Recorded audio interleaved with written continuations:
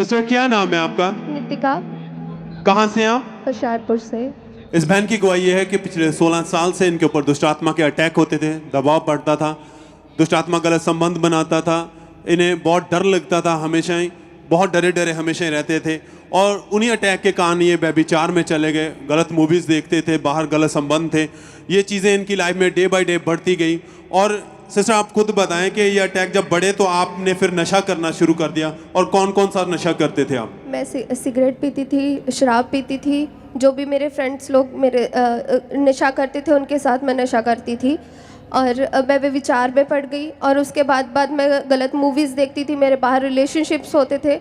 और ऐसे ही मैं जब नशे में पड़ गई, मैं बीमारियों में पड़ गई, अस्थमा के अटैक्स होते थे। बचपन से ही मुझे बीमार रहती थी, बीमारी में मेरा रहना, कभी ना कोई मैं बीमार रहती थी। दुष्ट आत्मा के इतने अटैक होते थे, मुझे ऐसे सपनों में लगता था कि कोई मेरे साथ गलत रिलेशनशिप बना रहा है। अंधेरा, डार्कनेस ही मुझे रात को दिखाई देती थी। मुझे ऐसा लगता था कि नहीं, कोई मेरे साथ चल रहा है। मुझे ऐसा लगता था कि सिर्फ मैं नहीं चल रही हूँ, कोई झुंड मेरे साथ चल रहा है। मतलब मुझे ऐसा। और ये डे बाय डे आपकी लाइफ में बढ़ता जा रहा था। जी हाँ जी। एक दिन में कितना नशा कर लेते थे आप? मैं सिगरेट, मेरी जैसे ही मैं दिन की शुरुआत उठती थी तो मैं सिगरेट और ड्रिंक, ये सब मेरी लाइफ का एक हिस्सा होता था। मैं उठती थी तो ये मतलब मुझे चाहिए होता था, इसके बिना मैं अपनी लाइफ सरवाइव नहीं कर पाती थी। मतलब मुझे ऐसे होता था कि नहीं, ये मेरी लाइफ का एक जिसके बिना कोई, सांस लेने के बिना कोई जी नहीं सकता। मुझे ऐसा था कि मैं इसके बिना मैं जी नहीं पाऊंगी। और इन्हीं अटैक के कारण आप बीमार रहना शुरू हुए, अस्थमा का रोग हो गया जी। और फिर इसी अटैक के कारण आपकी जॉब के ऊपर प्रभाव पड़ा। क्या जॉब करते थे और क्या असर पड़ा आपकी जॉब के मैं ऊपर? दिल्ली एयरपोर्ट में जॉब करती थी, क्योंकि मैं अपनी लाइफ में कुछ करना चाहती थी, क्योंकि बचपन से ही मेरी लाइफ नॉर्मल नहीं थी। और मैंने रिजेक्शन को फेस किया था, जिस कारण मैं मतलब कुछ करना चाहती थी, मेरे अंदर था कि नहीं मैं कुछ करके दिखाऊंगी। इस कारण मैंने चंडीगढ़ में अपना डिप्लोमा किया। उसके बाद मैंने दिल्ली एयरपोर्ट में मेरी जॉब थी, मैं वहाँ पे जॉब करती थी एज अ ग्राउंड स्टाफ। तो अस्थमा के कारण, क्योंकि वहाँ पे मुझे इधर उधर जाना पड़ता था, तो मुझे ऑफिस में भी वहाँ पे मुझे अस्थमा के अटैक्स हो जाते थे। और मैं रेगुलर नहीं रह पाती थी, क्योंकि मैं बीमार रहती थी। और इस कारण मतलब मुझे बहुत ज़्यादा मतलब मुझे वार्निंग भी मिलती थी कि आप क्यों नहीं आ पाते रेगुलर। बट उसके बाद जैसे ही मतलब मैं इस सब चीज़ों से निकलना चाहती थी, क्योंकि मेरी लाइफ एक डार्कनेस थी, क्योंकि मैं ऑलरेडी व्यभिचार में थी और मेरे बाद रिलेशनशिप्स थे। बट मुझे ऐसा होता था कि कोई मेरे साथ मतलब रहे, कोई मुझे समझे, बट किसी ने नहीं मुझे समझा, क्योंकि बचपन से नॉर्मल लाइफ नहीं थी। ठीक है, बचपन से ही नॉर्मल लाइफ नहीं थी ना। कोई मेरे खुद के जो रिलेटिव्स थे वो हमारे घर पे नहीं आते थे, कोई पूछता नहीं था हाल चाल। और मेरे डैड जो फॉरेन में रहते थे बचपन से, और गाइडेंस नहीं मिली थी कि लाइफ में क्या करना है, कैसे रहना है, और व्यभिचार क्या होता है, कोई गाइडेंस नहीं थी। जैसे क्योंकि मेरे मॉम डैड इतना उन्होंने, क्योंकि ऑलरेडी हम इन चीज़ों में थे, क्योंकि हमारी लाइफ में किसी ने ब्लैक मैजिक कर दिया था, और मेरी पूरी फैमिली इस चीज़ों में थी। और दुष्ट आत्मा के अटैक्स होते थे। हमारी फैमिली में ऐसा होता था कि कोई फलवंत, कोई फ्रूटफुल चीज़ नहीं होती थी।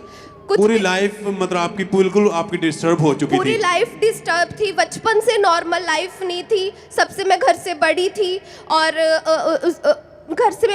मैं ही इन चीज़ों में थी। और मेरे 2 सिबलिंग्स हैं, मेरी बहन और मेरे भाई छोटे, और वो मुझे देख के ही ऐसा मतलब, क्योंकि मेरे घर में मेरे कारण परेशानियाँ ही होती थी, क्योंकि मैं ऐसी ही होती थी व्यभिचार में।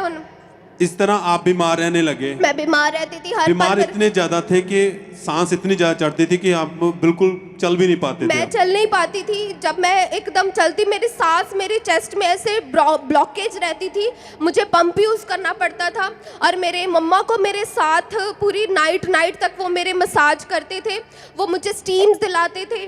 और वो मुझे स्टीम्स दिलाते थे क्योंकि मेरे फादर फॉरेन में थे, और उन्होंने मेरा टेक केयर किया। क्योंकि कोई रिलेटिव, जब हम प्रॉब्लम्स में थे तो कोई रिलेटिव, कोई भी हमारा हाल चाल पूछने नहीं आता था।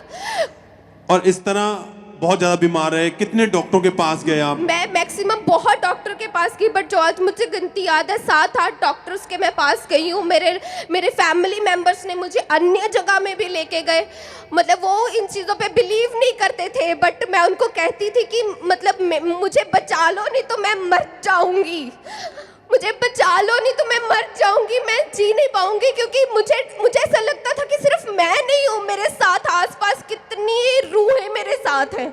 ऐसे ही मैं दिल्ली में मैंने जॉब की, दिल्ली में, वहाँ पे मैंने बहुत कुछ फेस किया। चंडीगढ़ में मैंने बहुत कुछ फेस किया।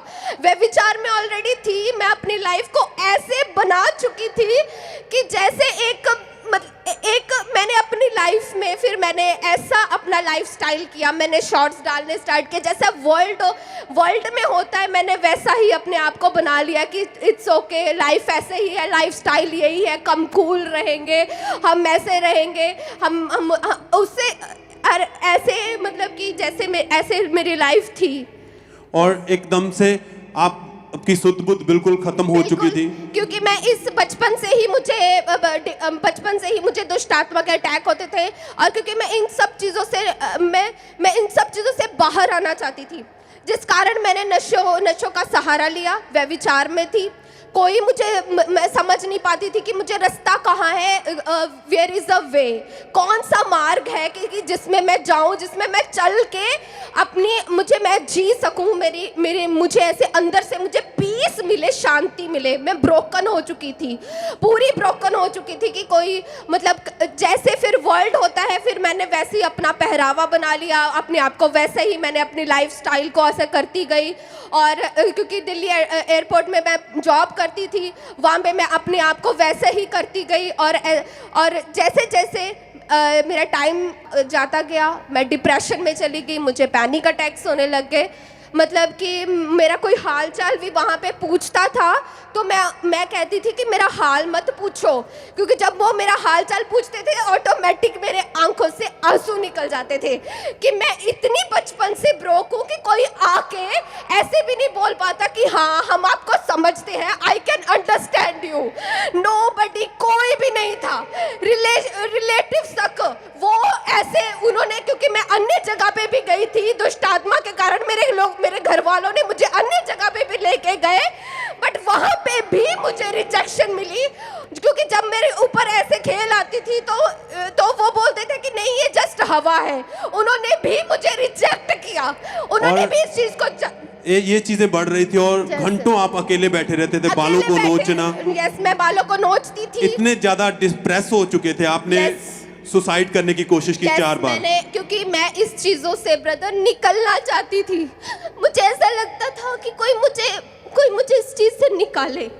और उसके बाद मैंने डॉक्टर्स को भी दिखाया, मेरे घर वालों ने अन्य जगह पर भी मुझे कैसे आपने सुसाइड करने की कोशिश की? मैंने अपने आप को 2 बार अपने आप का मेरा गला दबाने की कोशिश की, और उसके बाद मैंने अपनी नस भी काटी। और उसके बाद क्योंकि मेरे पास ऑलरेडी इतनी दवाइयाँ होती थी, और जब मैंने क्योंकि मेरे पास ऑलरेडी क्योंकि अस्थमा और भी चीज़ें थी, तो उससे मैंने हैवी डोज मेडिसिन की ली, और मैंने अपने आप को ख़त्म करने की कोशिश की कि इससे अच्छा मरना ही सही है। क्योंकि उस समय कंडीशन ऐसी थी कि आप चाहते थे इस लाइफ को मैं ख़त्म ही कर दूं। पूरी तरह लाइफ ख़त्म हो चुकी थी।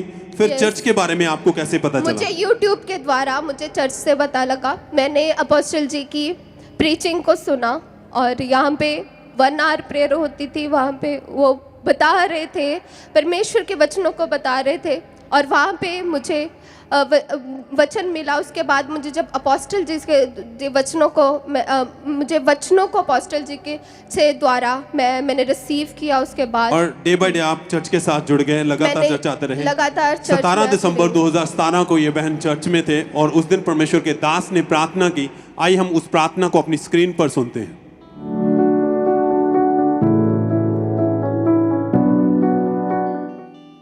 अपने हाथों को उठा, बोलो सर्वशक्तिमान परमेश्वर,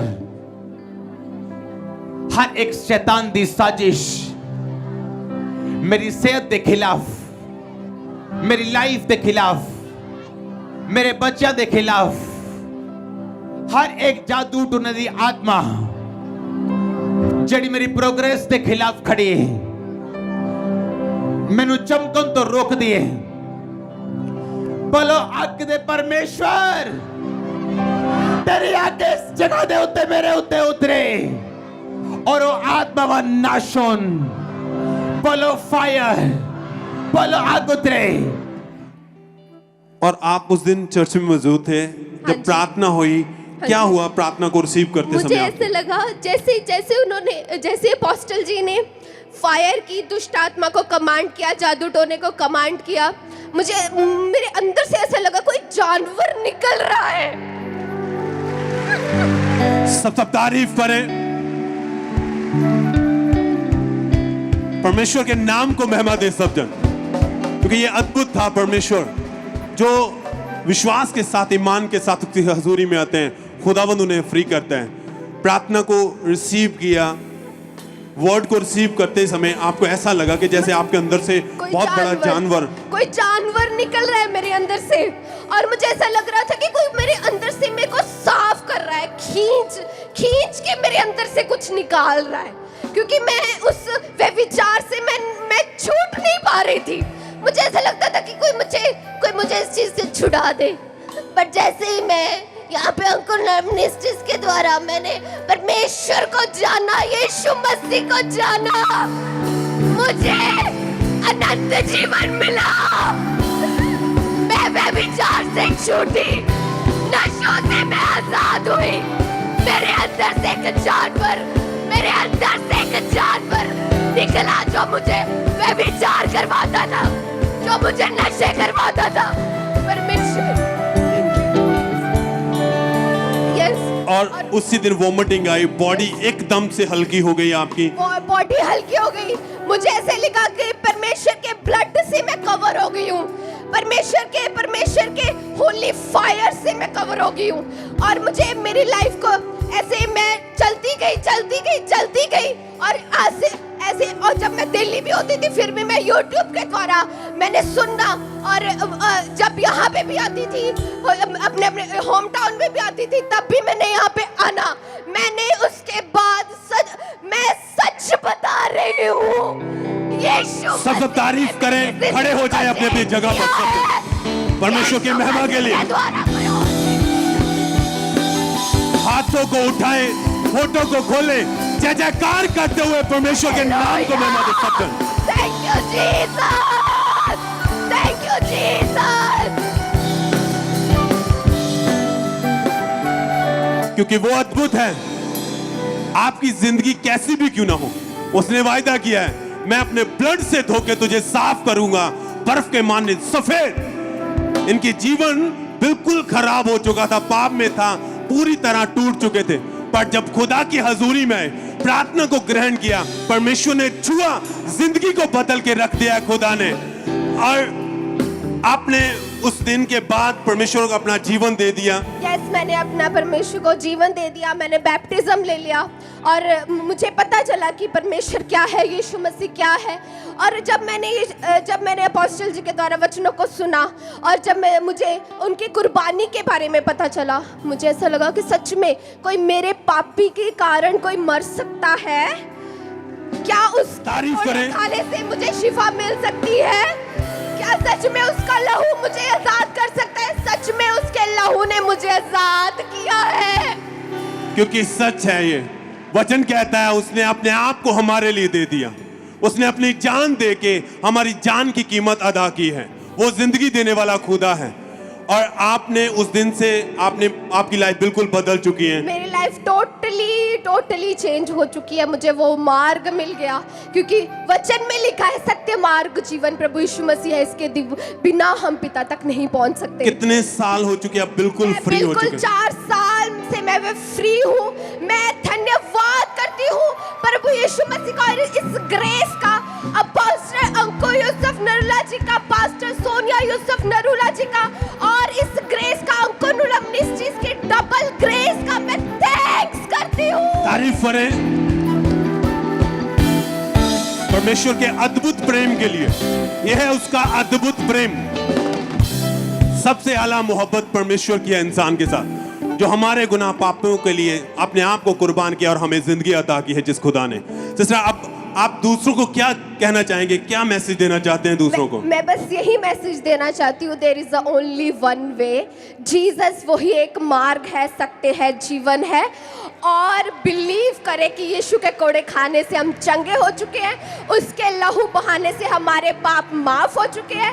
और अंकुर नरूला मिनिस्ट्री की ये जो रियल ग्रेस है, real man of God and woman of God है, इस ग्रेस पे बिलीव करें। मैंने अद्भुत छुटकारा पाया है, सच बता रही हूँ, अद्भुत छुटकारा। सब तारीफ करें जितने ऑनलाइन देख रहे हैं, ब्रांचेस में मौजूद हैं, इस लाइफ चेंजिंग गवाही के लिए, क्योंकि ये वो हजूरी है जहां से आपसे वापस नहीं जाएंगे। आज आपका दिन है, परमेश्वर आपकी जिंदगी में भी इसी रीति से छुएगा, आनंद के साथ बांटेगा, आपके परिवार घराने जीवन बदल के रख देगा। जीवन जिंदा जलाली खुदा प्रभु यीशु मसीह, वो एक ही है, यीशु मसीह।